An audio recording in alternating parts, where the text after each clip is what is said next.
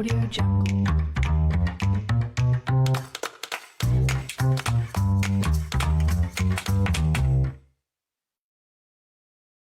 Uma boa noite para você. O improviso continua prevalecendo, predominando no Brasil.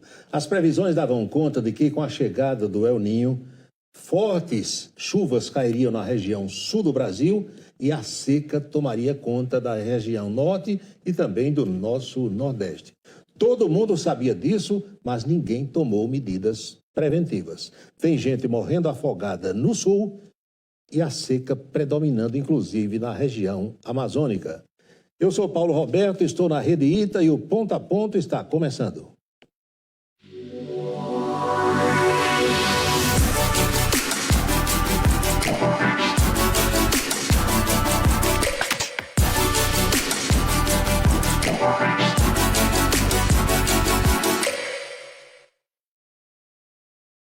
Quem nos visita hoje é o advogado André Ribeiro, candidato a senador no ano passado. André faz parte do Fórum Pro Campina, é oposição ao prefeito Bruno Cunha Lima e pode ser opção para a disputa de 2024.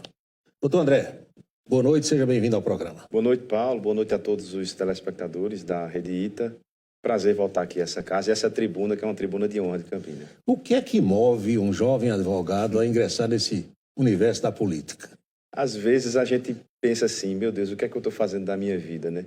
Eu sou advogado, sou professor aqui já na cidade há muitos anos, mas, Paulo, o que me move é o desejo, assim, quase que uma obsessão que eu tenho de ver essa cidade onde eu nasci, onde eu vivo, onde eu trabalho, ter perspectiva de futuro. Eu ando muito preocupado com Campinas. Campinas tem tido, os números da cidade têm demonstrado que a cidade, se não tomar algumas providências do ponto de vista de planejamento, como você bem já estava colocando na sua prévia antes de começar o programa, que se a cidade não se atentar para o que está acontecendo, o futuro dos nossos filhos, e eu olho muito para os meus filhos, eu tenho 3 filhos, pode estar muito comprometido.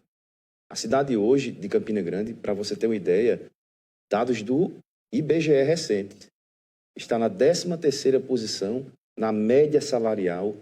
Não é do Brasil, Paulo, é da Paraíba. Como pode uma cidade que tem o 2º maior PIB da Paraíba, como pode uma cidade como Campina Grande estar numa posição tão deficitária como essa? E aí isso é a razão do porquê que as coisas não estão acontecendo em Campina Grande. Porque se você não tem massa salarial, obviamente você não vai ter consumo de massa. Se não tem consumo de massa, o comércio vai sofrer como está sofrendo em Campina Grande. Então, a minha preocupação central é o desenvolvimento de Campina Grande. Ainda vendo essa sua incursão no universo da política, o seu pai, auditor fiscal Antônio Pereira, foi vereador em Campina Grande, né? E isso também lhe estimulou? Ele é a minha referência moral, a minha referência profissional. Muito suspeito, qualquer filho vai falar bem do seu pai. Mas ele, todo mundo sabe, em Campina Grande, foi um grande parlamentar, presidente do Sindifisco, né, da Paraíba, e uma pessoa, ele hoje é o nosso presidente municipal do PDT, e é uma pessoa que me inspira, sabe? E eu digo sempre a ele, o seu legado é a sua história de vida. E eu quero honrar essa história de vida dele. Não por familismo, não por herança política, porque eu nunca tinha sido candidato, fui candidato ao Senado agora recentemente, né, em 2022, faltando 4 dias para a eleição, fui chamado e, graças a Deus, tive uma boa posição. Foram 20 mil votos, assim, sem a gente ter tido nem a chance de se preparar. Por quê, Paulo? Essa semente foi plantada? Porque as pessoas estão realmente carentes, elas estão precisando e necessitando de uma palavra no sentido de dizer, poxa, como é que a gente vai resolver o problema do dia a dia nosso? Como é que a gente vai resolver o problema do meu filho que se forma na Universidade Federal e ou vai ter que trabalhar fora ou simplesmente fica desempregado em Campina Grande? E esses problemas não estavam sendo discutidos na política. Via de regra, o que se discute na política, no noticiário, é a briga política, o grupo político que se desfez ou se recompôs, e as pessoas estão esquecendo de discutir o quê? Projeto de cidade. E é isso que eu estou me propondo, Paulo. Eu estou colocando na pauta de Campina Grande um projeto de cidade, onde a gente trabalhe. Eu tive a oportunidade de ser o coordenador executivo do planejamento estratégico de Campina Grande. Esse planejamento estratégico traz 74 projetos estruturantes que podem fazer de Campina Grande uma cidade muito melhor até 2035. Infelizmente, a prefeitura colocou esse projeto na lata do lixo. E é isso que eu quero resgatar. Capacidade de planejar, capacidade de pensar Campina Grande. Esse universo da política não é meio, usando uma linguagem assim bem popular, carregado, dizem que é pesado, de muitas ingratidões, de injustiças às vezes. Isso não passa pela sua cabeça também, não? Passa, e isso começa, Paulo, sempre porque a vida partidária não é uma vida fácil. O sistema político brasileiro é um sistema muito complexo, né, onde você primeiro tem que ganhar uma briga, muitas vezes interna dentro do partido, para depois se colocar à disposição da sociedade. Eu, graças a Deus, encontrei um ponto de equilíbrio dentro do PDT e tenho tido os espaços necessários para fazer de Campina Grande um palco de um debate sério. Eu não vim para a política, Paulo, para fazer do quanto pior melhor, sabe? Para ser oposição por ser oposição. Eu sou oposição ao prefeito Bruno, mas eu não sou inimigo do prefeito. Eu tenho uma excelente relação com ele e com as pessoas que fazem. Na prefeitura, eu tenho vários secretários que são amigos, mas eu tenho respeito pelas pessoas. Eu não quero que as pessoas que me veem em casa digam assim, olha, mais um que vai só criticar o prefeito. As coisas boas a gente tem que elogiar. A prefeitura tem um excelente programa no PROCON, tem uma procuradoria atuante, que tenta, inclusive, está até tendo dificuldades porque não tem a autonomia necessária. Mas, obviamente, que há situações em que a gente tem que começar a discutir de forma séria. Os debates recentes em Campina Grande demonstram como, infelizmente, o atual gestor não tem tido seriedade para tratar com as pessoas. Essa onda de demissões dos terceirizados, os chamados contratos de excepcional interesse público, né, as justificativas que o prefeito deu, infelizmente, ou ele está mal assessorado, ou ele não está falando a verdade. Então, um dia o deputado Adriano Galdino, hoje presidente da Assembleia Legislativa, me disse aqui no Ponto a Ponto que a política dá muitas oportunidades e quase sempre a pessoas que têm um sobrenome famoso. Famílias tradicionais, sobrinho, primo, cunhado, neto. E que as pessoas que têm um sobrenome comum, isso. É o meu caso e o seu, não tem muita chance, não tem muita oportunidade. Já deu para comprovar isso? Assim, quando a gente vai para a política, né, todo mundo chega dizendo, mas você vai mesmo se meter num negócio desse? Você vai mesmo disputar contra esses grandes? Paulo, eu fui chamado para ser candidato a senador, como eu lhe disse, faltando 4 dias. Mas antes do registro da candidatura, eu estava ao lado de grandes figuras políticas, como o senador Efraim, que foi eleito, inclusive, a ex-candidata Poliana, o Ricardo Coutinho, que foi governador, e debati de igual para igual com eles, porque não existe propriedade da discussão. Claro. E as pessoas que estão em casa... Qualquer pessoa pode se preparar, Qualquer pessoa pode se preparar. E as pessoas que estão em casa, elas esperam, elas anseiam que alguém apareça para falar o que realmente interessa. Há uma carência, me permita, André, de novas lideranças. Exatamente. No plano nacional e no plano local também, né? E no plano local, né? E aí, respondendo a sua pergunta mesmo, eu me sentiria muito mal em não contribuir. Na verdade, eu já me sentia, porque é uma vocação que eu já tinha na minha vida há muito tempo, mas eu me negava a participar exatamente por essas questões, por saber da dificuldade que é. É um sacrifício pessoal para a família, para quem quer servir a política, porque se for para se servir da política, fica tudo mais fácil, né? Então... E quando alguém põe a cabeça de fora para entrar no universo da política, tem a vida revirada, né? O pessoal começa totalmente revirada, pesquisar, né? Pesquisar tudo que tem da pessoa, para saber o que é que a pessoa fez, o que deixou de fazer. Criam fatos, você não pode mais nem andar desarrumado, você não pode mais cometer nenhuma gafe do ponto que todo ser humano comete, né? Então, mas assim, eu estou muito feliz em poder exercer esse sacerdócio, que é uma coisa que eu sempre quis, mas que me negava por essas dificuldades. Mas agora chegou a hora. Chegou a hora, se eu tive 20 mil votos para senador, isso é um sinal de que existe gente, sim, interessada em ouvir esse discurso, em ouvir sobre desenvolvimento, em ouvir sobre perspectivas de emprego na cidade. A cidade hoje, Paulo, atravessa um momento difícil. Só para você ter uma ideia, eu gosto de me basear em números. Campina perdeu 2.200 postos de trabalho só na indústria calçadista. Neste ano, Campina caiu nos números do emprego em comparação com diversas cidades, como Mossoró, como Feira de Santana, como Caruaru, que estão crescendo o emprego e Campina caindo no emprego. Então, alguma coisa, um freio de arrumação tem que ser dado na cidade de Campina Grande, e esse freio de arrumação não pode ser o que está sendo feito agora na prefeitura, que é uma espécie de fingimento de gestão fiscal, quando, na verdade, o prefeito, quando assumiu o cargo, tinha 4.500 pessoas contratadas como terceirizados, ele dobrou esse número. Era um orçamento de aproximadamente 4 a 5 milhões de reais de prestadores de serviço, ele aumentou para 18. E agora está justificando uma suposta queda no FPM para justificar os cortes dessa natureza, quando, na verdade, o FPM sequer caiu, Paulo, o que é mais grave. Então, é preciso falar com seriedade para as pessoas, dizer a verdade. Se eu faço um aumento de receita de 10 milhões só com prestadores de serviço e o FPM, que na pior das hipóteses cairia 150 mil reais, como é que eu justifico uma série de cortes dessa?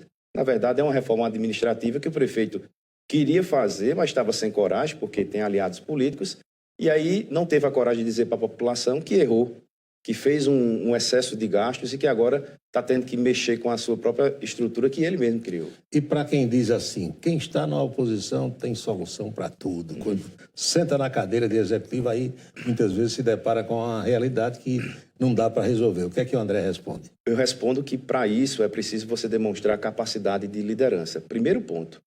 Segundo, é preciso você ter uma história de vida. Eu não sou um aventureiro, eu sou um advogado, sou um professor e fui coordenador do planejamento estratégico. Portanto, eu coordenei equipes, eu pensei em Campina Grande junto com e não fui pensando eu sozinho, pensei em Campina Grande e estruturamos os projetos, 74 projetos estruturantes para Campina Grande, com pessoas que já fazem Campina Grande, pessoas que já foram gestores. E eu estou capacitado para liderar. O que Campina precisa hoje, Paulo, não é de um prefeito de Instagram. O Campina Grande hoje precisa de alguém que tenha capacidade de ser o mediador da sociedade, de alguém que tenha trânsito com o setor empresarial, e eu tenho, de alguém que tenha trânsito com o setor cristão, e eu tenho, de alguém que tenha trânsito com o setor dos trabalhadores, e eu tenho. E é isso que eu quero. Dizendo que Bruno Cunha Lima é um prefeito de redes sociais? Infelizmente, não é nada contra o prefeito. Mas ele não conhece a realidade de Campina Grande. Ele decora os nomes das ruas, ele decora os bairros, mas, na verdade, o que está acontecendo é que ele não conhece a realidade. Paulo, o FPM tinha uma previsão de crescimento. Isso não é dados de André Ribeiro, não. São dados do Tesouro Nacional. Todo ano há uma previsão do crescimento, era de no máximo 5%.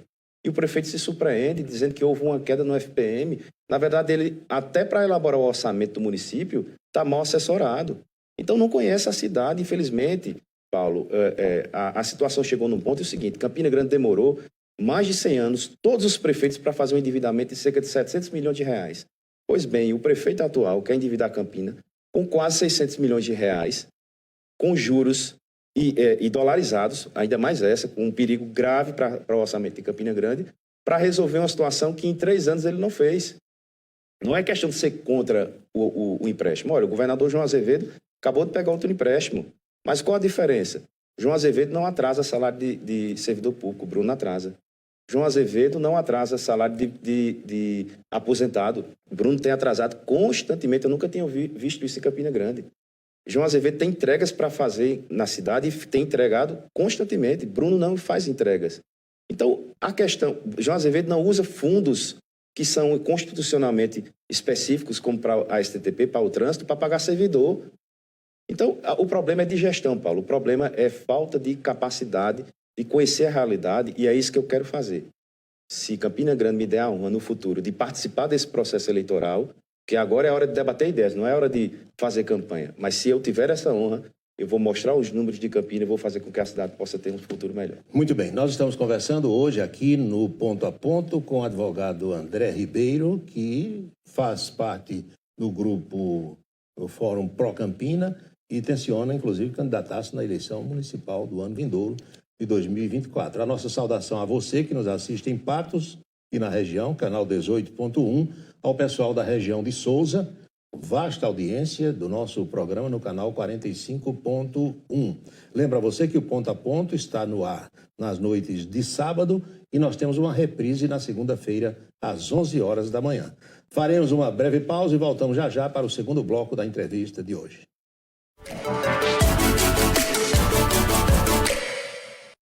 No Brasil, mais de 60 milhões de pessoas sofrem com dor crônica. Fazendo pós-graduação em Medicina da Dor na Unifacisa, você aprende a melhorar a qualidade de vida desses pacientes no Centro Paraibano de Dor do Hospital Help, onde professores renomados de todo o país estão formando um time de excelência. Desenvolva habilidades de diagnóstico e tratamento clínico e minimamente invasivo. Unifacisa e Help, juntos pela excelência na medicina da dor. Fala galera, e aí gente, sou Pedro Canizio, muito prazer. Chegando aqui, ó, na Rede Ita, pois é, minha nova casa. No Ita Esportes, de segunda a sexta, aqui e acolá eu vou estar chegando junto com a rapaziada, batendo papo e tal, projetando todas as modalidades, tá? Vou estar nas narrações também da Unifacisa, no Novo Basquete Brasil. E terça-feira, aí eu vou estar toda terça aqui no Ita Futebol Clube, 7h30 da noite, na programação da Rede Ita. Vou estar te esperando, até lá.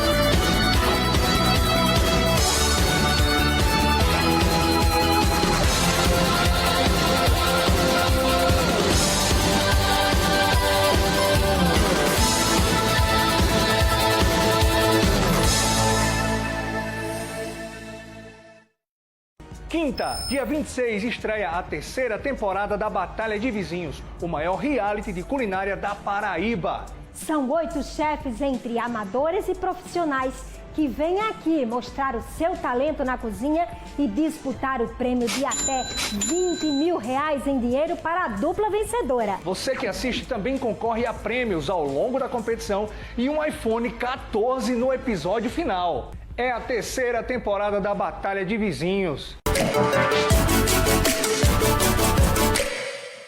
Estamos de volta com o Ponto a Ponto. Tem gente que trabalhou aqui em Campina Grande na terça-feira, dia 10, e só retornará ao trabalho na próxima segunda-feira, 16. É uma maravilha esse nosso Brasil. Já se trabalha muito, né? Já tem gente que trabalha muito e ainda faz-se um verdadeiro carnaval em termos de números de dias sem trabalhar, uma coisa. Isso pesa na economia, né, André? Demais. A minha família é uma família de comerciantes, né? E quando chega um feriado, o desespero é grande, porque realmente é menos faturamento. Eu acho, inclusive, que isso precisa ser discutido no Brasil, né? Esse excesso de feriados e, sobretudo, a forma como eles são colocados, né, nos imprensados. Eu acho que isso prejudica bastante a economia, precisa ser discutido. Tem uma cultura, assim, de emendar feriado, de enforcar um dia no meio ali, entre um domingo e um feriado. E as pessoas precisam compreender, Paulo, que o comércio, né, a indústria, eles são as molas, a agricultura, eles sobrevivem da venda. Claro. Né? Então, quando você restringe o número de dias para venda, o faturamento cai. Caindo o faturamento, cai a arrecadação e, portanto, cai inclusive a capacidade de devolução do Estado para a sociedade. Perfeito. O modelo de presidencialismo existente hoje no Brasil lhe preocupa? Demais. O presidente não manda mais em quase nada, né? Demais. Nós vivemos um parlamentarismo às avessas, né? Na prática, é o que está acontecendo, não é hoje, esse sistema chamado presidencialismo de coalizão, né, Paulo? Que você tão... Ele vem se acentuando cada vez mais. Ele vem se acentuando, então você tem um regime de direito e um regime de fato. Esse regime de fato, cada vez mais é o presidente da Câmara ditando as regras e inclusive, fazendo, infelizmente, uma espécie de leilão ali, né, dentro do Congresso Nacional, pautando o que pode ou não pode ser discutido no Brasil e, de uma certa forma, imprensando, colocando a faca no presidente de plantão, seja ele qual for, né? Infelizmente, é a realidade do nosso Brasil. E o presidente com medo de um processo de impeachment ter andamento na Câmara, né? Fica uma coisa ali olhando para a outra. Exatamente. E aí é um grande contrassenso, porque o presidente precisa governar, porque sem maioria e sem estabilidade, ele não tem como implementar aquilo que ele se propôs, né? E, ao mesmo tempo, isso sufoca o país, porque... Para você ter uma ideia, hoje é preocupante a forma como o orçamento está sendo conduzido. Você está praticamente declinando, colocando um orçamento de investimento praticamente 100% nas mãos dos parlamentares. Nada contra o parlamentar trazer verba.